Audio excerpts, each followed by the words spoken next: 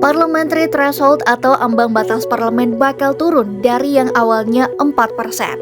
Mahkamah Konstitusi atau MK sudah mengabulkan sebagian gugatan tentang ambang batas parlemen yang diajukan oleh Perludem.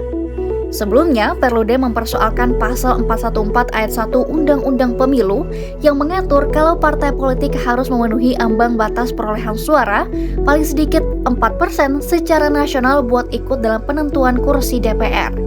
Ambang batas ini diberlakukan buat menyederhanakan sistem kepartaian di Indonesia. Nah, aturan ini digugat karena dinilai menghilangkan suara rakyat yang tidak terkonvensi jadi kursi di DPR. Selain itu, menurut Perludem, gak ada alasan rasional kenapa angka ambang batas ditentukan 4%. Nah, sebenarnya ambang batas parlemen udah beberapa kali berubah. Pas pemilu pertama di 1999, ambang batas ditetapkan sebesar 2,5%. Lalu naik menjadi 3% pada pemilu 2004 dan turun lagi menjadi 2,5% di pemilu 2009. Di pemilu 2014, ambang batas naik lagi menjadi 3,5%.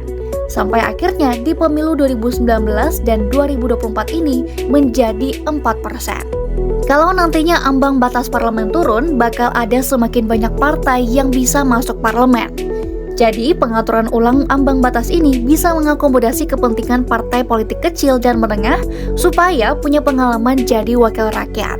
Salah satunya Partai Solidaritas Indonesia atau PSI yang suaranya mendekati ambang batas 4%. Tapi mayoritas fraksi partai politik yang sekarang ada di DPR seperti PDIP, Golkar, PKB, Nasdem, dan PKS kayaknya kurang setuju nih. Menurut mereka, justru ambang batas parlemen harus dipertahankan, bahkan dinaikkan untuk memperkuat sistem presidensial. Nah, meskipun begitu, ambang batas parlemen 4% ini masih berlaku di pemilu 2024. Ketentuan soal besaran angka persentasenya bakal diserahkan ke pembentuk undang-undang buat menentukan batas yang rasional sesuai dengan metode kajian yang jelas. Nah, perubahan ambang batas nantinya baru bakal berlaku di pemilu 2029.